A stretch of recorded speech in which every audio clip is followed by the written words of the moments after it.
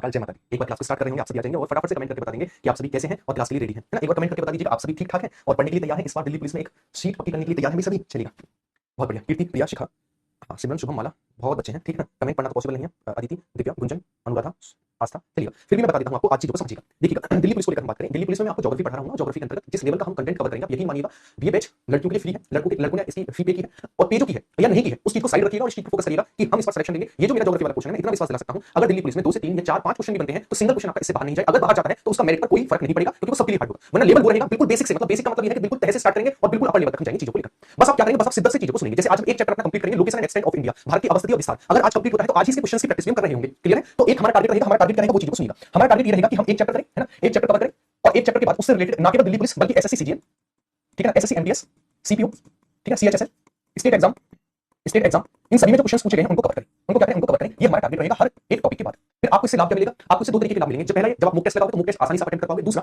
कि आपको इसके लिए पीवाई की बुक्स को इधर उधर मार्केट में भागने की जरूरत नहीं पड़ेगी। चैप्टर वाइज हर एक एग्जाम के निकाले गए क्वेश्चन आपके सामने होंगे। क्लियर है।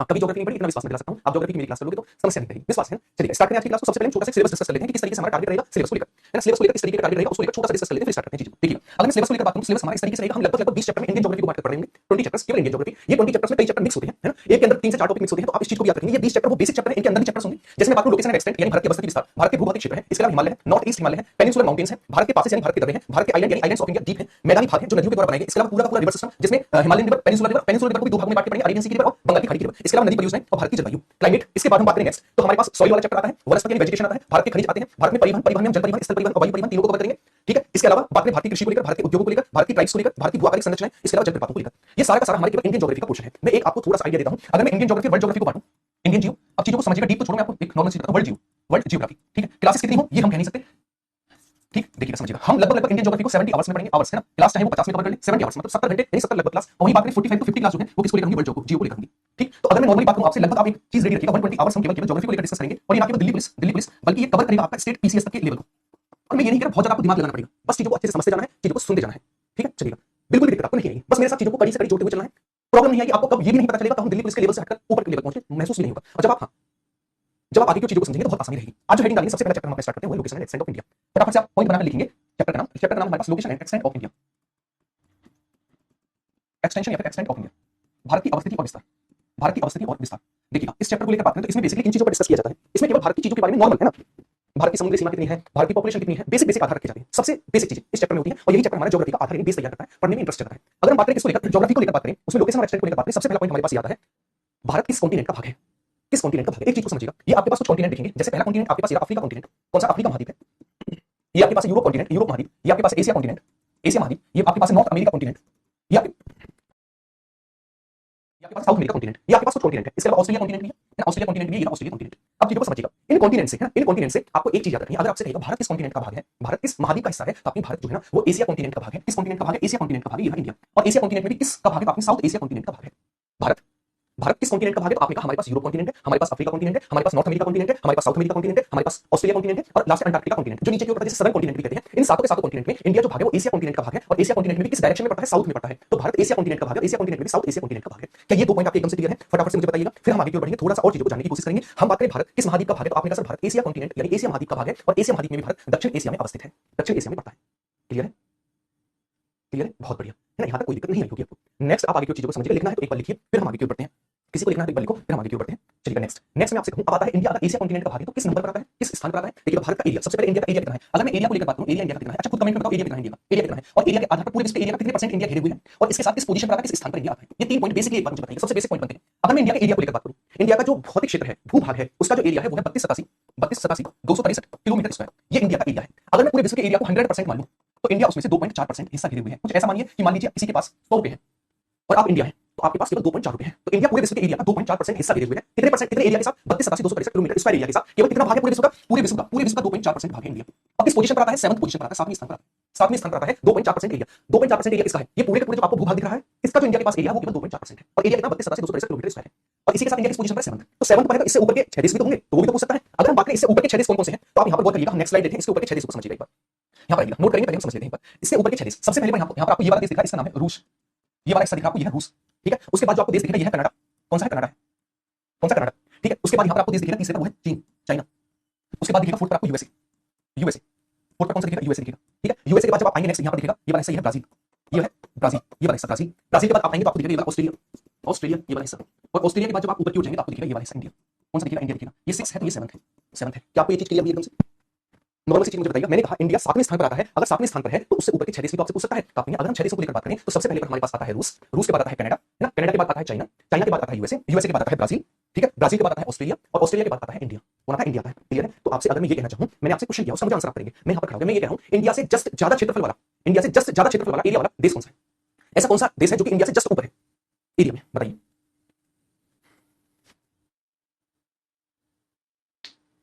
बताइए कौन सा देश है?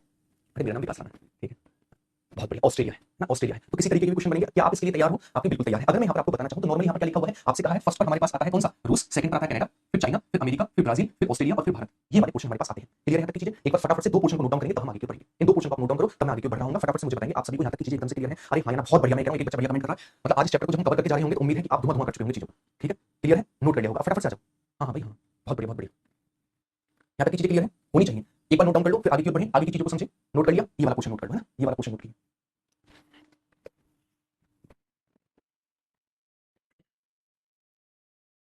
पीडीएफ को लेकर मैं छोटा सा 2 मिनट लूंगा आपकी, इसकी पीडीएफ आज शाम तक या फिर कल तक, है ना, पीडीएफ पूरी की पूरी 2 क्वेश्चन में, एक हिंदी और एक इंग्लिश, हिंदी इंग्लिश टाइप हुई, हिंदी और इंग्लिश टाइप और हैंड कंप्लीट एक बार में 126 पेज की हिंदी की है जो पूरी कंप्लीट इंडियन जीओ है ना, हैंड ये आज या कल में जाएगी एक बार में, है ना, फिर आपको बार-बार पढ़ने की जरूरत नहीं पड़ेगी। हैंड और इंग्लिश वाली साथ के साथ जाएगी, वो 60 पेज की क्योंकि कंपाइल करके बनाई गई है एक साथ रिटन फॉर्म में, तो वो भी आपको मिल जाएगी साथ के साथ, है ना, कल, लेकिन कल तक, है ना, कल तक का वेट करेंगे, ऐसा नहीं है शाम को पढ़ने, ठीक है। चलिए नेक्स्ट आइएगा, आगे की बढ़ते हैं। नेक्स्ट उसके बाद देखिए पॉइंट आता है, वो पॉइंट क्या कहता है आपसे, वो पॉइंट ये कहता है सर हमें ये बताइएगा इंडिया का नॉर्थ से साउथ विस्तार कितना है ना, जो आपको चीजें पता है आप करो। ये बैच बेसिकली इसके लिए बनाया गया है कि आपको केवल केवल यहाँ पर धुएं टाइप से दिखेंगे। देखिए एक चीज समझिए, मैं आपको समझाता हुआ चलता हूं, चीजों को समझिए।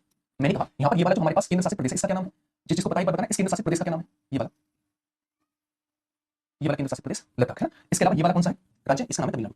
क्या नाम है, इसका नाम है तमिलनाडु। ये बस शिद्दत के साथ अपना टाइम देंगे चैप्टर्स कवर करने में, जब चैप्टर को कवर कर चुके होंगे अलग लेवल का कॉन्फिडेंस आपके अंदर जा चुका होगा। ये हमारे पास है गुजरात, कौन सा स्टेट है, गुजरात स्टेट है, ठीक है, गुजरात स्टेट है ये।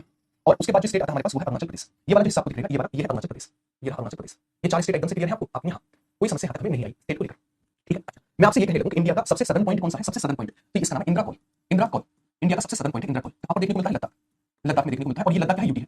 इंडिया का सबसे मुख्य भूमि का सबसे सदर्न पॉइंट कौन सा है, कन्याकुमारी, कन्याकुमारी। और कन्याकुमारी कहाँ पर है, कन्याकुमारी तमिलनाडु, कन्याकुमारी कहाँ पर, कन्याकुमारी तमिलनाडु, क्लियर है एकदम से आपने।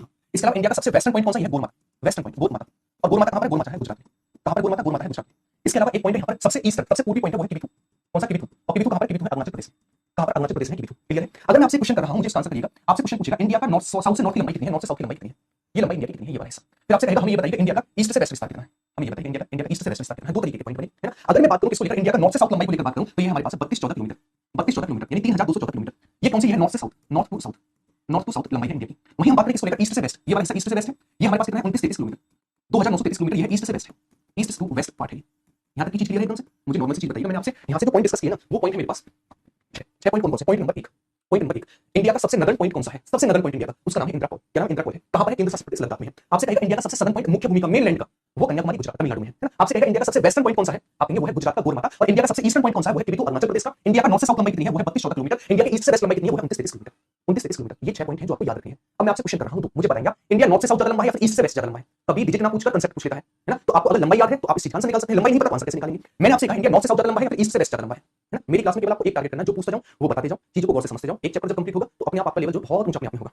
तो मैंने क्या कहा, तो आप कहेंगे सर नॉर्थ से साउथ ज्यादा लंबा है ना। अब मैंने आपसे एक और क्वेश्चन किया, मैंने आपसे पूछा इंडिया की नॉर्थ से साउथ लंबाई और ईस्ट से वेस्ट लंबाई में कितने किलोमीटर का डिफरेंस है। इंडिया की नॉर्थ से साउथ लंबाई और ईस्ट से वेस्ट लंबाई में कितने किलोमीटर का डिफरेंस है। इसका आंसर भी आप करेंगे। कभी डिफरेंस पूछा देखिएगा, अगर वो डिफरेंस पूछ रहा है तो वो आपसे ये उम्मीद कर रहा है कि आपको नॉर्थ से साउथ लंबाई भी पता है, ईस्ट से वेस्ट लंबाई भी पता है। तो उसने एक ही क्वेश्चन में 3 क्वेश्चन बना दिए, एक तो आपको निकालने के लिए दे दिया, दूसरा आपको ये भी जानना पड़ेगा कि नॉर्थ से साउथ कितनी है और ईस्ट से वेस्ट कितनी है। ये चीज आपकी क्लियर हुई। तो एक एक पॉइंट को बनाकर पहले यहाँ पर लिखेंगे। अच्छा एक और चीज समझिएगा, ये जो आपको देखने को मिलेगा ये क्या है मुझे बताना। ये वाला इसे क्या कहा जाता है, इसे क्या कहा जाता है, इसे कहा जाता है अंडमान एंड निकोबार आइलैंड, है ना। अंडमान निकोबार आइलैंड, ये जो आपको अंडमान निकोबार आइलैंड दिख रहा है, इसका सबसे सदर्न जो आइलैंड है इसका नाम है ग्रेट निकोबार। क्या नाम है, ग्रेट निकोबार, जो कि मुख्य भूमि जो जा रही है ना, मुख्य भूमि से नीचे है, मुख्य भूमि से नीचे है। इसका नाम है ग्रेट निकोबार। क्या नाम है, ग्रेट निकोबार, ग्रेट निकोबार। अच्छा ग्रेट निकोबार पर एक पॉइंट है जिसका नाम है इंदिरा पॉइंट। क्या नाम है, इंदिरा पॉइंट है। और इंदिरा पॉइंट को ही कहा जाता है पिग्मेलियन पॉइंट। क्या कहा जाता है, पिग्मेलियन पॉइंट।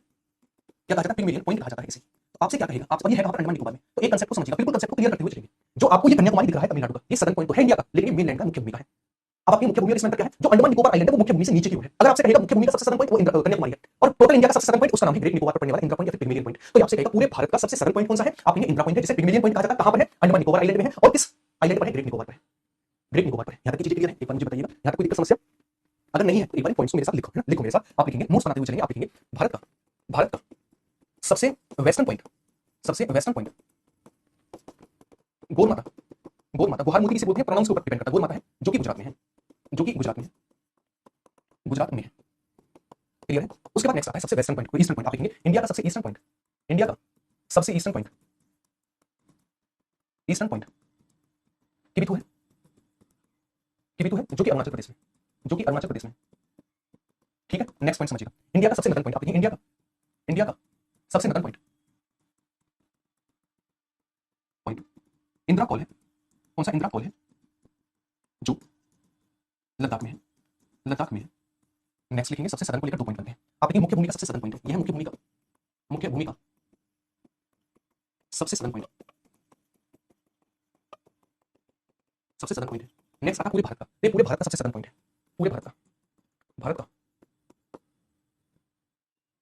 पूरे भारत का सबसे सदन पॉइंट, सबसे सदन पॉइंट, सबसे सदन पॉइंट। क्लियर है? यहाँ तक चीजें आप एक बार मुझे बताएंगे, यहाँ तक कोई दिक्कत समस्या है? ठीक, चलिए। कोई परेशानी किसी तरीके की? तो इस पूरे के पूरे डायग्राम को छाप दोगे दिमाग में। भूमि का गलती है, ये मुख्य भूमि का सबसे सदन पॉइंट है, गलती नहीं है, गलती नहीं है, पहले खुद की गलती को सुधारो फिर आगे के ऊपर है। ये पूरे भारत का सबसे सदन पॉइंट है, जबकि मेनलैंड का कन्याकुमारी है, कन्याकुमारी। किसी तरीके की समस्या है यहाँ पे? ठीक है, यहाँ तक किसी तरीके की समस्या है बताइएगा। मेनलैंड है ना, ये मेनलैंड मुख्य भूमि, मेनलैंड। और इसमें हिंदी और इंग्लिश की कोई बात नहीं है, कुछ टर्म्स हैं जो कि आपको इंग्लिश में याद रखनी है, कुछ टर्म्स हिंदी में, तो मैं आपको बताता हुआ चल रहा हूँ। ठीक, हाँ आगे क्यों बढ़ेंगे। कैप ऑफ कॉमेडियन इसे ही कहा जाता है, कन्याकुमारी। अंग्रेज, दिक्कत यह है कि भारत में अंग्रेज बहुत ज्यादा है। मैं कह रहा कैप ऑफ कॉमेडियन है, गलत बता रहे हैं। कहाँ से आते हो पहले तो ये बताओ, तुम्हारी जगह कौन सी जहाँ से तुम बिलोंग करते हो? अब आइएगा भारत की लोकेशन को लेकर बात करें तो हमारे पास एक पॉइंट बनता है, भारत जो है इंडिया, इंडिया का लैटिट्यूडनल एक्सटेंशन कितना है और इंडिया का लॉन्गिट्यूडनल एक्सटेंशन कितना है, यानी भारत का देशांतरीय विस्तार कितना है और भारत का अक्षांशीय विस्तार कितना है। आपसे कई बार क्वेश्चन देखने को मिला था। अगर हम बात करें दिक्कत यहाँ पर आती है, दिक्कत यहाँ पर आती है। ये आपको 0 डिग्री दिख रही होगी, इसका नाम है इक्वेटर, ये 0 डिग्री इक्वेटर है। ठीक है, अच्छा ये जो आपको दिखेगी ये वाला हिस्सा, ये हमारे पास 0 डिग्री, ये वाला हिस्सा जो है ये आपको यहाँ पर तो हो नहीं सकता, इसे हटाइए। ये जो दिखेगी है 0 डिग्री देशांतर। अभी रुको, अपने आप को रोको, थामो थोड़ा, है ना, वरना कंसेप्ट समझ में नहीं आएगा। पेन कॉपी को साइड कर दो, जब मैं कहूँ लिखना है तब लिखना है। पेन कॉपी को थोड़ी देर साइड कर दो और चीजों को समझो। मैंने कहा, मैंने क्या कहा, मैंने ये कहा, मैं आपसे क्या कह रहा हूँ, मैं कह रहा हूँ आपका इंडिया का एटीट्यूड लैटिट्यूडल एक्सटेंशन, हमें रिकॉर्डिंग मिल जाएगी, है ना। और लॉन्गिट्यूडनल एक्सटेंशन देखिएगा, पड़ी लाइनें जो है ना, पड़ी लाइनें, ये जो पड़ी लाइनें इन्हें कहा जाता है लैटिट्यूड यानी अक्षांश। ये जो खड़ी लाइनें आपको दिख रही है इन्हें कहा जाता है लॉन्गिट्यूड यानी देशांतर। ठीक है, अच्छा मुझे बताइएगा, आप किसी दौड़ में पार्टिसिपेट करते हैं तो दौड़ जब दौड़ते हैं तो आप 0 से स्टार्ट करते हैं 5 किलोमीटर की दौड़ को, या 2 किलोमीटर से स्टार्ट करते हैं? आप कहेंगे सर हम 0 से स्टार्ट करते हैं, उसे ही तो दौड़ माना जाता है, उसे तो माप माना जाता है, मेजरमेंट माना जाता है। किसी भी चीज को शून्य से काउंट करना वही तो मेजरमेंट है। अच्छा मैं कह रहा हूं मेरे पास है ना, मेरे पास 0 डिग्री अक्षांश है ना, ये क्या 0 डिग्री अक्षांश, अक्षांश चीजों को पहले समझो, है ना। अगर समझ में आ गई जिंदगी भर का जो बीमारी है ना, डाउट की दिक्कत खत्म हो जाएगी। अक्षांश यानी लैटिट्यूड है, लैटिट्यूड है, अक्षांश है। मैंने आपसे कहा ये 0 डिग्री अक्षांश है। अब मुझे इंडिया ये देखना है 0 डिग्री से इंडिया कहां पर जा रहा है, इंडिया 0 डिग्री से कहां पर जा रहा है। तो इंडिया 0 डिग्री से किस ओर है ये बताइए मुझे, इंडिया 0 डिग्री से पूरा का पूरा किस ओर है, पूरा का पूरा किस ओर है इंडिया 0 डिग्री से। तो आपने सर अगर हम पूरे के पूरे इंडिया को लेकर बात करें ना, तो इंडिया जो है 0 डिग्री से पूरा का पूरा नॉर्थ की ओर है। कहां पर है? नॉर्थ की ओर है, उत्तर में है। देखिएगा ये 0 डिग्री है, कभी यहाँ पर 1 डिग्री आई होगी, 2 डिग्री आई होगी, 3 डिग्री आई होगी, 4 डिग्री आई होगी, 5 डिग्री आई होगी, ऐसे आती गई होंगी डिग्रीज, है ना। ऐसे 1 2 3 4 5 6 7 8 9 10 11 12 13 14 15 16 17 18 19 20 ऐसे बढ़ते गए होंगे, 1 डिग्री 1 डिग्री 1 डिग्री। तो हुआ क्या, हुआ ये कि जो आपको ये वाला हिस्सा दिखा है ना, ये वाला, यहाँ 0 डिग्री से सबसे सदर्न पॉइंट यहाँ पर गौर करेंगे, ये वाला हिस्सा है ना, यहाँ से इंडिया शुरू हुआ और जाकर इंदिरा कोल गुजरात पर खत्म, सॉरी इंदिरा कोल लद्दाख पर जाकर खत्म किया। यही तो अक्षांश विस्तार है इंडिया का। अरे भाई हम ये कह रहे हैं 0 डिग्री 0 से स्टार्ट हुआ इंडिया को मापना हमने, तो यहाँ तक तो हमें इंडिया मिला नहीं, यहाँ पर हमें इंडिया मिला, और यहाँ से लेकर यहाँ तक इंडिया है। तो इंडिया पूरा पूरा 0 डिग्री से किस ओर है, पूरा पूरा 0 डिग्री से किस ओर है, नॉर्थ की ओर है, उत्तर की ओर है 0 डिग्री से। ये 0 डिग्री है, तो यहाँ पर एक डिग्री आई जिसका नाम था 8 डिग्री 4 मिनट, है ना। 1 डिग्री में 60 मिनट होते हैं, यह 8 डिग्री 4 मिनट। ठीक है, अच्छा जैसे जैसे हम ऊपर की ओर बढ़े तो 10 degree 11 degree 12 degree 20 degree 30 degree और लास्ट में आया जो इंदिरा कोल था 37 डिग्री 6 मिनट। कितना है? 37 डिग्री 6 मिनट। मैं आपसे बस एक नॉर्मल सी चीज पूछ रहा हूं, मुझे वो बताइएगा, अगर मैं इंडिया के लैटिट्यूडल एक्सटेंशन को लेकर बात कर रहा हूं तो इंडिया 0 डिग्री से पूरा का पूरा किस ओर है? आपने कहा सर नॉर्थ की ओर है। ठीक है, नॉर्थ की ओर है, और नॉर्थ की ओर पूरा का पूरा है, और कहां से स्टार्ट होता है? 8 डिग्री 4 मिनट से इंडिया स्टार्ट होता है और जाता कहां तक है? 37 डिग्री 6 मिनट तक जाता है। तो क्या मैं ऐसा लिख सकता हूं, इंडिया का अक्षांशीय विस्तार, इंडिया का latitudinal extension 8 degree 4 minute north से स्टार्ट होता है, ये नॉर्थ है 0 डिग्री से, और जाता कहां तक है? 37 डिग्री 6 मिनट नॉर्थ तक जाता है। लिख सकता हूं, कोई दिक्कत है? नहीं है। तो आप एक बार पॉइंट बनाकर लिखेंगे, आप लिखेंगे इंडिया का, यहां पर लिख लेंगे कोई दिक्कत नहीं, इंडिया का लैटिट्यूडल एक्सटेंशन, एक्सटेंशन यानी अक्षांशीय विस्तार, अक्षांशीय विस्तार 8 डिग्री 4 मिनट नॉर्थ से 37 डिग्री 6 मिनट नॉर्थ तक है, 37 डिग्री 6 मिनट नॉर्थ तक। क्लियर है? कहां तक? 37 डिग्री 6 मिनट नॉर्थ तक। क्लियर है? अब आइएगा 0 डिग्री को लेकर, ये मुझे देशांतरीय विस्तार नापना है, तो मैं दूरी कहां से स्टार्ट करूंगा? 0 डिग्री से, क्योंकि भैया दौड़ने स्टार्ट कहां से करोगे? 0 डिग्री से। सबसे पहला पॉइंट, इंडिया 0 डिग्री से किस डायरेक्शन में है? इंडिया 0 डिग्री से किस डायरेक्शन में है? वेस्ट में है या फिर ईस्ट में है? बताइए, इंडिया 0 डिग्री से किस डायरेक्शन में है? पूरा का पूरा, पूरा का पूरा। तो आप कहेंगे इंडिया पूरा का पूरा 0 डिग्री से ईस्ट डायरेक्शन में है, देशांतर से, लॉन्गिट्यूड से। तो मैं अगर ये कहने लगूं इंडिया का लॉन्गिट्यूडल एक्सटेंशन किस ओर होगा? ईस्ट की ओर होगा। क्लियर है? अच्छा ये 0 डिग्री है, ये 20 आया, 20 डिग्री है ना, ये हमारे पास 40 डिग्री आया, है ना, ये हमारे पास 60 डिग्री आया, ये वाला, और एक हमारे पास जहां से इंडिया स्टार्ट हुआ ये वाला पॉइंट, ये था हमारे पास 68 डिग्री 7 मिनट, मतलब 68 डिग्री 7 मिनट, और जहां पर यहां पर आकर खत्म हुआ ये था 57 डिग्री 25 मिनट, 57 डिग्री और 25 मिनट। और स्टार्ट कहां से हुआ था? स्टार्ट होता 68 डिग्री 7 मिनट से। तो अगर मैं ये कहने लगूं इंडिया का देशांतरीय विस्तार, इंडिया का लॉन्गिट्यूडल एक्सटेंशन कितना है, तो आप कहेंगे क्योंकि 0 डिग्री देशांतर से पूरा का पूरा ईस्ट में है, और कहां से स्टार्ट होता है? इंडिया 68 डिग्री 7 मिनट से स्टार्ट होता है, 57 डिग्री 25 मिनट तक जाता है। तो मैं ये कह सकता हूं इंडिया का लॉन्गिट्यूडल एक्सटेंशन देशांतरीय विस्तार 68 डिग्री 7 मिनट ईस्ट से स्टार्ट होता है और 57 डिग्री 25 मिनट ईस्ट तक जाता है। क्लियर है? अरे हाँ या ना? तो आपने बिल्कुल सही बात है, कोई परेशानी तक नहीं है। एक पॉइंट बना के लिखेंगे इंडिया का लॉन्गिट्यूडल एक्सटेंशन, इंडिया का longitudinal extension, extension 68 degree 7 minute east से ईस्ट से 97 डिग्री 25 मिनट ईस्ट तक है, ईस्ट तक है। यहां तक कि दो चीजों में मैंने ये आपको दो चीजें बताई ना, मैंने आपको दो चीजें बताई। अब मैं आपसे क्वेश्चन पुट अप करूं, अगर क्या आप रेडी हैं इसी चीज से क्वेश्चन पुट अप करूं मैं आपको, बताइए, है ना। पहले अगर आप ये चीजें पहले नोट डाउन करिए, 1 मिनट का टाइम है, नोट डाउन करेंगे, नोट डाउन करने के बाद मैं आपसे कुछ क्वेश्चन पुट अप करूंगा, उसके बाद आप ड्यूटी पढ़ेंगे। मैं क्या कह रहा हूं, अगर आप PCS state PCS prelims exam दे रहे हैं ना, ये उसके लिए भी सफिशिएंट है क्लास। सीजीएल मेंस का एग्जाम दे रहे हैं उसके लिए भी सफिशिएंट है क्लास। दिल्ली पुलिस तो क्या चीज है, तो बस चीजों को गौर से समझते हुए चलेंगे मेरे साथ, गौर से समझते हुए चलेंगे। बात यह है कि चीजों को छोड़ेंगे नहीं, जो मैं पूछूंगा उसका आंसर करते हुए चलेंगे।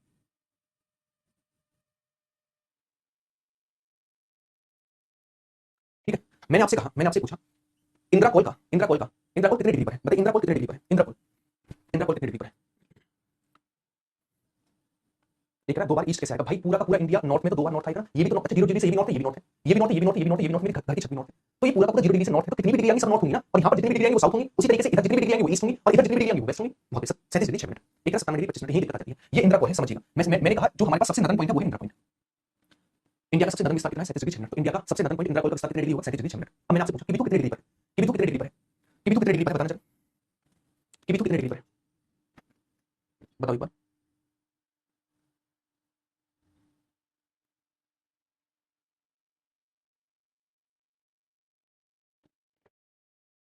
97 डिग्री 25 मिनट, समझ चुके। मैंने जो आपको बताया वो चीज क्लियर है एकदम से, अरे कोई समस्या दिक्कत नहीं होनी चाहिए। जो मैंने आपसे पूछा वो आपने बताया, अब आगे क्यों बढ़े, अब चीजों को समझते हैं। अब मुझे यहाँ पर बताइए मैं क्या लिखूं, पॉइंट नंबर 1 पर क्या लिखूं, पॉइंट नंबर 1 पर मैं क्या लिखूं, पॉइंट नंबर 2 पर मैं क्या लिखूं, पॉइंट नंबर 3 पर मैं क्या लिखूं, और पॉइंट नंबर 4 पर मैं क्या लिखूं। ये आपके लिए एक डायग्राम है जो आपको होमवर्क में करना है ना। आप समझ चुके हो क्या करना है, क्या मुझे अभी बार बार बताना पड़ेगा, आपको बिल्कुल भी नहीं बताना पड़ेगा, आप एकदम से क्लियर होने चाहिए, एकदम पॉइंट ऐसे क्लियर होने चाहिए, बिल्कुल कंसेप्ट दिमाग में ढाई से। ठीक है, चलिए ये 8 डिग्री 4 मिनट उत्तरी अक्षांश से स्टार्ट होता है, 37 डिग्री 6 मिनट उत्तरी अक्षांश पर जाता है, इंडिया का मुख्य भूमि का अक्षांश विस्तार। वही बात करें देशांतरी विस्तार कहां तक जाता है, तो 68 डिग्री 7 मिनट से स्टार्ट होता है और 97 डिग्री 25 मिनट तक जाता है, 97 डिग्री 25 मिनट तक जाता है। ये इंडिया का लैटिट्यूडनल और लॉन्गिट्यूडनल एक्सटेंशन है। अच्छा, आप एक बच्चे का कमेंट आ रहा है इंट्रा पॉइंट किस पोजीशन पर है, तो मेरे भाई देखिएगा ये इंट्रा पॉइंट है, और इंट्रा पॉइंट का जो एक्सटेंशन है वो है 6 डिग्री 4 मिनट, 6 डिग्री 4 मिनट जो है वो इंट्रा पॉइंट का एक्सटेंशन है, ये भी आप याद रखेंगे। ठीक है, ये भी आप याद रखेंगे, बहुत बढ़िया। अब मैं आगे क्यों बढ़ूं, आपने बिल्कुल आप आगे क्यों बढ़िए। अब मुझे एक चीज बताइएगा, मैंने आपसे क्वेश्चन किया, मैंने आपसे क्वेश्चन किया, मुझे उस क्वेश्चन का आंसर आप यहां से देंगे। मैं ये कह रहा हूं कि मैं आपके पास एक ऑप्शन रख रहा हूं, मैं देखिएगा मैंने आपसे क्वेश्चन पुट किया, इसका आंसर मुझे करेंगे, मैं समझ जाऊंगा आपकी तैयारी ठीक चल रही है अभी तक। चलिएगा बताइएगा, मैं आपको ऑप्शन दे रहा हूं, option number Indira, Indira point, point, Indira col, Indira col, गोल माता, गोल माता, या फिर कन्याकुमारी, कन्याकुमारी। बहुत गौर से आंसर देखिएगा, रुक जाइएगा 10 सेकंड 15 सेकंड, लेकिन आंसर गलत नहीं करेंगे, आंसर गलत नहीं करेंगे। क्वेश्चन क्या है, क्वेश्चन है मुझे बताइएगा 0 डिग्री अक्षांश से सबसे पास का स्थान कौन सा है, 0 डिग्री अक्षांश के सबसे पास का स्थान, सबसे पास स्थान कौन सा है, सबसे पास का स्थान कौन सा 0 डिग्री अक्षांश के, 0 डिग्री अक्षांश के सबसे पास का स्थान। रुकिएगा 10 सेकंड रुको, 15 सेकंड रुको, गलत मत करो, बस गलत मत करो, है ना, गलत करोगे तो पढ़ा पढ़ाया सब बेकार है। गौर करेंगे मैंने क्या बताया आपको, 0 डिग्री अक्षांश के सबसे पास का स्थान। देखिए एक चीज समझिएगा, मैंने क्या कहा आपसे, मैंने कहा भाई देखो इंदिरा कॉल हो नहीं सकता, सबसे नॉर्थ का स्थान है ना। अच्छा, इसके अलावा गोल माता सबसे वेस्टर्न पॉइंट ही हो नहीं सकता। मैंने आपको दो तीन चीजें बताई, यहां पर आना जरा। मैंने कहा 0 डिग्री तो नीचे की ओर पड़ेगा, 0 डिग्री नीचे की ओर पड़ेगा, जबकि जबकि सबसे इंडिया का सबसे सदर्न पॉइंट कौन सा, वो है इंदिरा पॉइंट, पिगमेलियन पॉइंट है। तो अगर ऑप्शन में इंदिरा पॉइंट है तो इंदिरा पॉइंट, अगर इंदिरा पॉइंट नहीं है तो कन्याकुमारी, है ना। लेकिन जब दोनों है तो कौन सा लगाओगे, गौर करो थोड़ा, सबसे सदर्न का नाम है इंदिरा पॉइंट, तो इंदिरा पॉइंट लगाओगे। रीजन क्या है, 0 डिग्री इस तरीके से इंडिया के साउथ में पड़ती है, तो जो स्थान इंडिया का सबसे सदर्न होगा वो 0 डिग्री से सबसे पास होगा, 0 डिग्री से सबसे पास होगा। तो सीधी सी बात है, कन्याकुमारी और इंदिरा पॉइंट में सबसे पास कौन सा होगा, इंदिरा पॉइंट, कौन सा होगा, इंदिरा पॉइंट होगा। क्लियर है, तरीके होने चाहिए क्वेश्चन करने के। अगर मैं आपको बात करूं इस क्वेश्चन का आंसर जो मैंने आपसे पूछा उसका आंसर इंदिरा पॉइंट, कन्याकुमारी होता अगर ऑप्शन में इंदिरा पॉइंट नहीं होता, इंदिरा पॉइंट नहीं होता तब कन्याकुमारी होता। समझ चुके हो कि नहीं इस चीज को, अरे हाँ या ना मुझे बताइए, समझे कि नहीं, आपने बिल्कुल समझ गए। अब आइएगा, अब चीजों को नेक्स्ट समझिएगा। होता क्या है, होता ये है कि जो इंडिया दिख रहा है ना, इंडिया दिख रहा है, यहाँ पर कहीं पर 0 डिग्री पड़ती है, यहाँ पर क्या पड़ती है, यहाँ पर कहीं पर 0 डिग्री पड़ती है साउथ में। ठीक है, आपने कहा सर इसे कहते हैं 0 डिग्री इक्वेटर ना, क्या कहते हैं, इसे कहते हैं इक्वेटर, 0 डिग्री अक्षांश को कहते हैं इक्वेटर, इसे क्या बोलते हैं, इक्वेटर बोलते हैं। ठीक है, अब 0 डिग्री से सबसे सदर्न पॉइंट कौन सा आया, आपने कहा सर 8 डिग्री 4 मिनट आया। वैसे हम ऊपर की ओर बढ़ते गए बढ़ते गए बढ़ते गए बढ़ते गए बढ़ते गए, एक हमारे पास एक और अक्षांश आया, ये 0 डिग्री से ऊपर की ओर जाएंगे तो बढ़ता जाएगा, एक अक्षांश है जिसका नाम था 23.5 डिग्री, क्या था 23.5 डिग्री। ठीक है ना, अच्छा नॉर्थ में होगा साउथ में होगा, नॉर्थ में होगा साउथ में होगा, मुझे बताइएगा। दो लैटिट्यूड के बीच की डिस्टेंस होगी 1 किलोमीटर, है ना। अभी हम यहाँ तक की चीजों पर नहीं, देखिए चीजें अभी जिस तरह तक चलेंगी उस तरह तक चलने दो, है ना। चीजों में बहुत गहराई में मत जाओ, परेशान हो जाओगे, फिर बहुत बहुत हो जाएगा, क्रम से चला जाता है, तरीके से चला जाता है। मैं ये कह रहा हूँ 23.5 डिग्री नॉर्थ में होगा साउथ में होगा, आपने किया एक ट्रिक से पढ़ाया करो, है कौन, नाम आ जाएगा एक बार, इवन जिंदगी और बन जाएगी। ठीक है, ट्रिक इतना सिलेबस है, ट्रिक चलेगा नॉर्थ में। और ये कैसा है, लैटिट्यूड है, क्या है, लैटिट्यूड यानी अक्षांश है, लैटिट्यूड यानी अक्षांश है। मैं आपसे क्वेश्चन कर रहा हूँ, इसे कहा जाता है ट्रॉपिक ऑफ कैंसर, क्या कहा जाता है, tropic of cancer, tropic of cancer, cancer यानी अक्षांश रेखा, अक्षांश रेखा।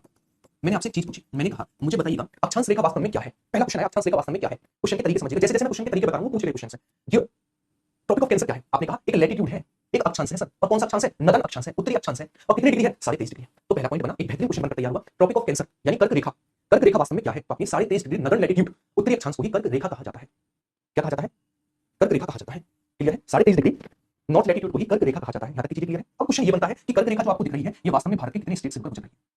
आपसे कहेगा जो आपको ये कर्क रेखा दिख रही है वो कितने राज्यों से होकर गुजर रही है। देखिएगा सबसे पहला जो स्टेट आपको दिख रहा है इस स्टेट का नाम है गुजरात।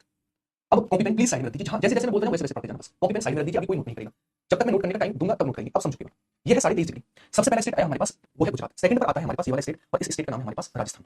क्या नाम है, राजस्थान, ये दिखा,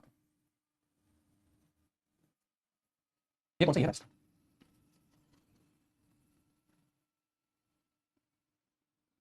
ये कौन सा राजस्थान है। उसके बाद नेक्स्ट आता है हमारे पास अगला स्टेट, और इस स्टेट का नाम है एमपी। क्या नाम है, एमपी है।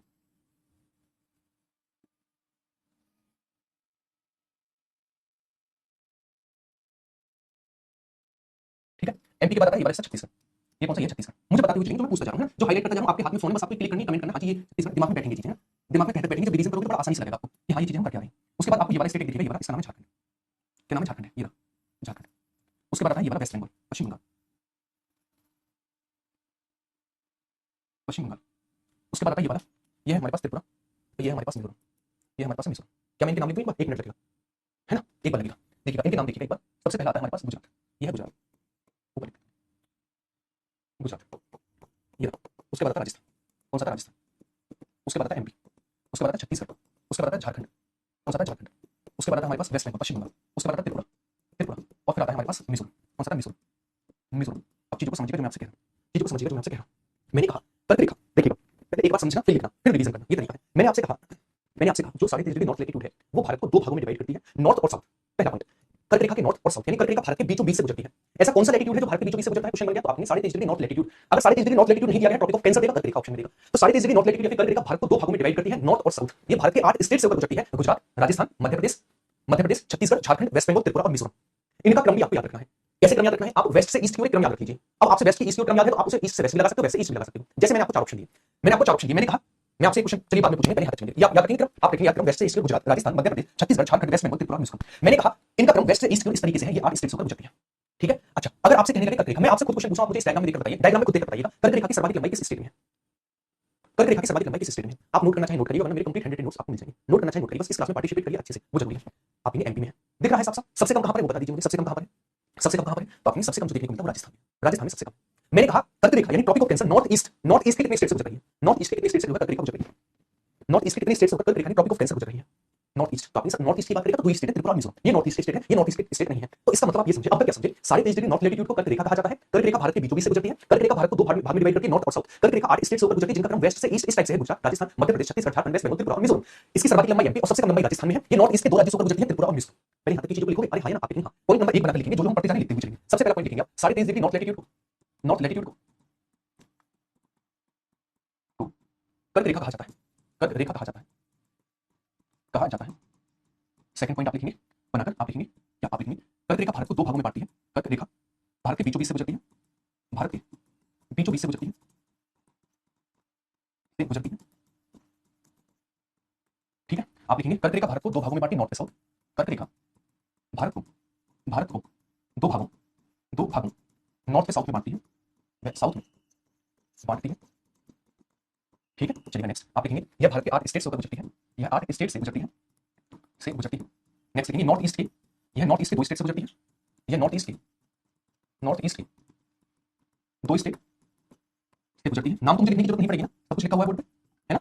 चलिए नेक्स्ट पॉइंट नंबर 6 लिखेंगे, इसकी सबसे ज्यादा लंबाई, सबसे ज्यादा लंबाई, लंबाई एमपी, वह सबसे कम राजस्थान में है। कहां पर, राजस्थान में। यहां तक की चीजों में कोई दिक्कत समस्या है नहीं है, ठीक है, बहुत बढ़िया। तो मुझे एक बार यहां तक चीजों को लेकर समस्या, दिक्कत, परेशानी ऐसी कोई चीज है तो एक बार मुझसे पूछिए, बताइए।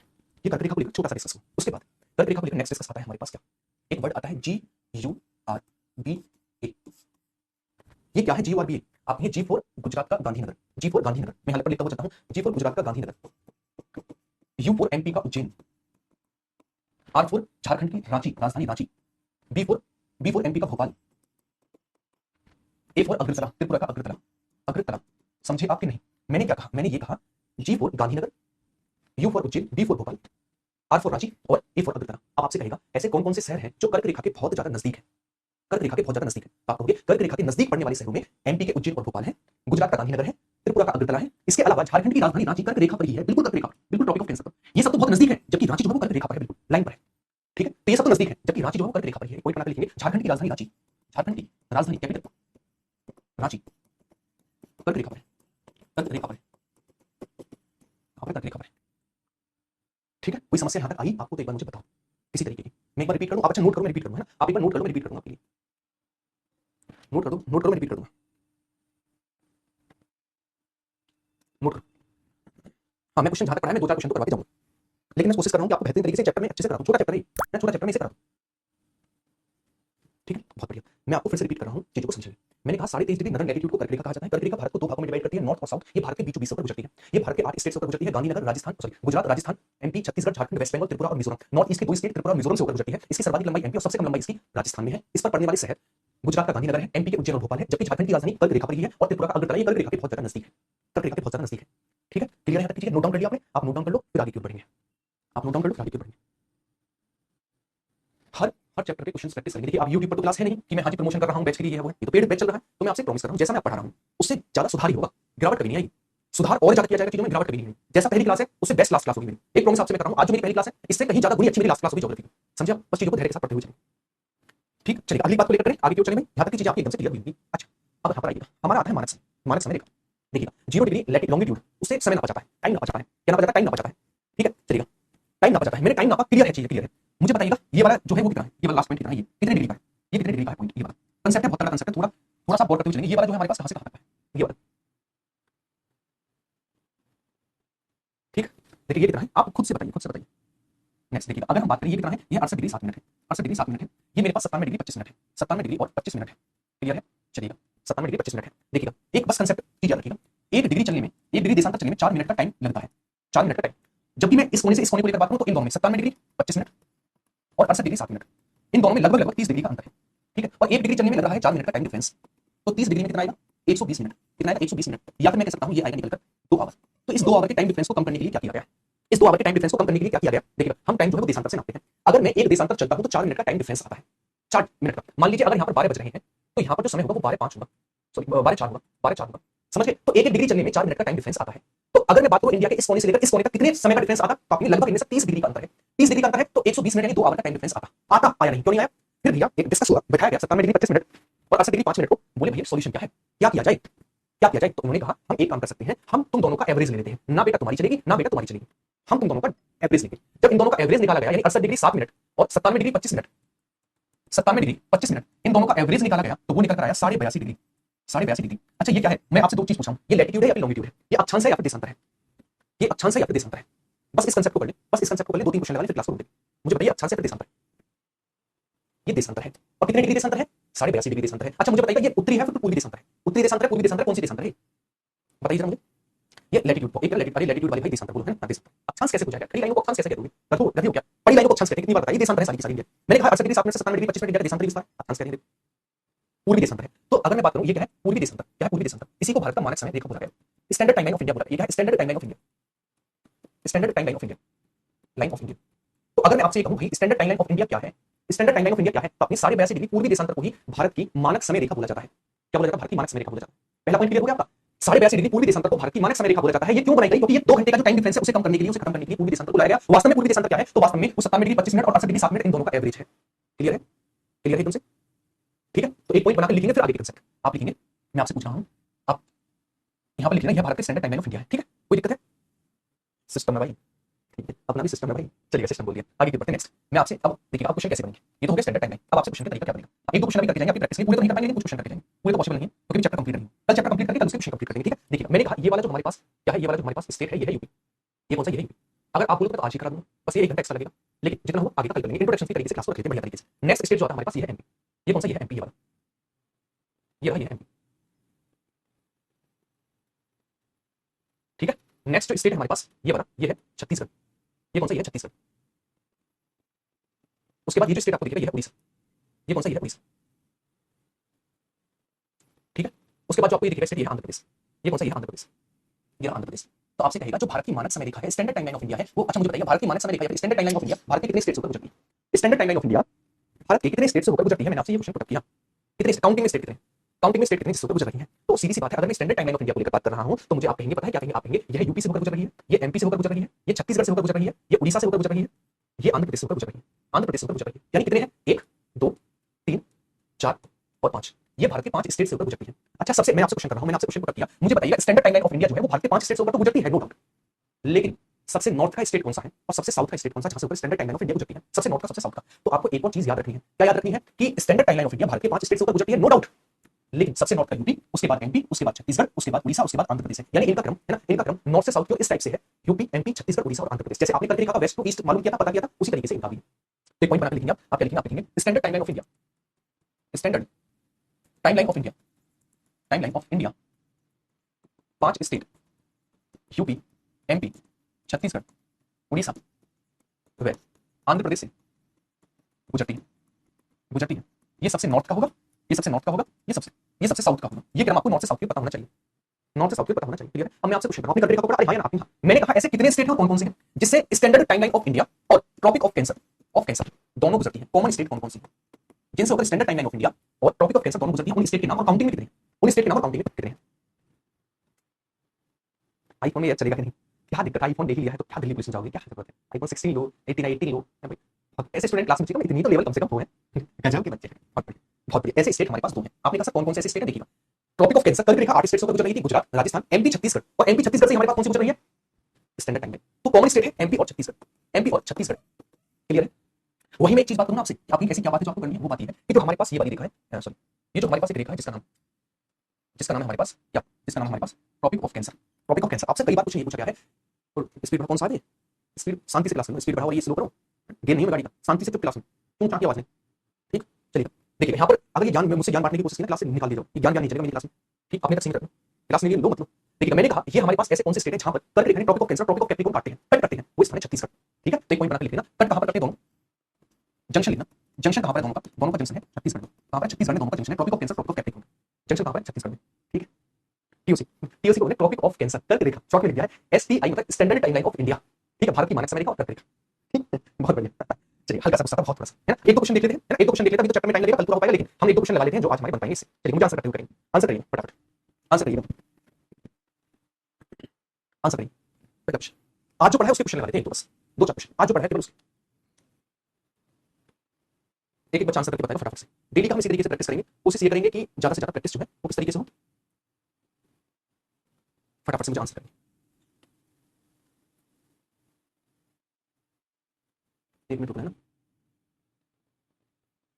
ठीक है, हाँ बहुत बढ़िया। अगर मैं बात करूं, देखिए यहां से पूछा अक्षांश विस्तार, लैटिट्यूडनल एक्सटेंशन। अगर हम लैटिट्यूडनल एक्सटेंशन को लेकर बात कर रहे हैं, अक्षांश विस्तार को लेकर बात कर रहे हैं, तो अक्षांश विस्तार में कहीं भी ईस्ट वेस्ट साउथ नहीं आता है, पूरा का पूरा इंडिया लैटिट्यूड से नॉर्थ की है। तो साउथ हटाइए, साउथ हटाइए, बचे दो उत्तरी को लेकर, है ना। तो 5 डिग्री 4 मिनट कहीं पर भी नहीं आया, अब तक आंसर बनेगा ऑप्शन नंबर 1। क्या आप निकाल पा रहे हो इस चीज को? अरे ना, साउथ वर्ड नहीं आता है लैटिट्यूडनल एक्सटेंशन में, तो साउथ को हटा दीजिए, बचे दो ऑप्शन, 5 डिग्री 4 मिनट कहीं पर भी नहीं था, 8 डिग्री 4 मिनट था, है ना। तो आंसर होगा ऑप्शन नंबर 1। नेक्स्ट आगे बढ़ते हैं, कर्क रेखा भारत के कितने स्टेट्स पर गुजरती है? कर्क रेखा भारत के कितने स्टेट्स पर गुजरती है? ये पहला चैप्टर आपको बेस तैयार कर रहा है, आपको पढ़ने में इंटरेस्ट जगाएगा ज्योग्राफी को, और एक तरीके से आप देखोगे किस तरीके से कड़ी से कड़ी मिलती है, आप किस लेवल तक पहुंच पा रहे हैं आने वाली 10 क्लास में।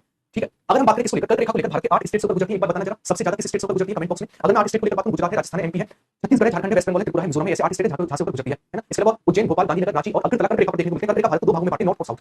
3.5 डिग्री नॉर्थ लैटिट्यूड को कर्क रेखा कहा जाता है। कर्क रेखा ट्रॉपिक ऑफ सॉरी कर्क रेखा और standard timeline of India, Chhattisgarh और एमपी दोनों कॉमन स्टेट से गुजरती है, दोनों एक दूसरे को कट करती है छत्तीसगढ़ में, सारे के सारे पॉइंट थे। ठीक है, नेक्स्ट क्वेश्चन क्यों आइएगा अगला, मानक समय रेखा निम्न में से किस राज्य से होकर नहीं गुजरती है? मानक समय रेखा स्टैंडर्ड टाइमलाइन ऑफ इंडिया, तो मुझे बताइए कितने से गुजरती है, उनके नाम क्या है? नॉर्थ से साउथ की ओर बताएंगे, क्रम जो लिखेंगे वो नॉर्थ से साउथ की ओर लिखेंगे। मानक समय रेखा निम्न में से किस राज्य से होकर नहीं गुजरती है? मानक समय रेखा निम्न में से किस स्टेट से होकर नहीं गुजरती है, आपसे क्वेश्चन पूछा गया। अगर मैं बात करूं मानक समय रेखा standard timeline of India 5 state से गुजरती है, एमपी, यूपी, उसके बाद एमपी, उसके बाद छत्तीसगढ़, उसके बाद उड़ीसा, उसके बाद आंध्र प्रदेश, यही नॉर्थ से साउथ की ओर क्रम है। अगर मैं बात करूं बिहार, इसमें नहीं आता है, ये यूपी ट्रिपल एस वीडियो में पूछा गया क्वेश्चन था, यूपी में 2018 का जो एग्जाम हुआ था, री एग्जाम से पहले बार तब ये क्वेश्चन पूछा गया था। आंसर होगा ऑप्शन नंबर डी, बिहार। अगर बिहार की जगह मैं स्टेट जोड़ना चाहूं तो कौन सा जोड़ सकता हूं? आंध्र प्रदेश जोड़ सकता हूं और उड़ीसा जोड़ सकता हूं, दो स्टेट जोड़ सकता हूं। नेक्स्ट आइएगा अगले क्वेश्चन के ऊपर, आगे की ओर आप आएंगे तो लिखेंगे, बताइए भारत का सबसे पूर्वी बिंदु कौन सा है? भारत का सबसे पूर्वी बिंदु हमें कौन सा देखने को मिलता है?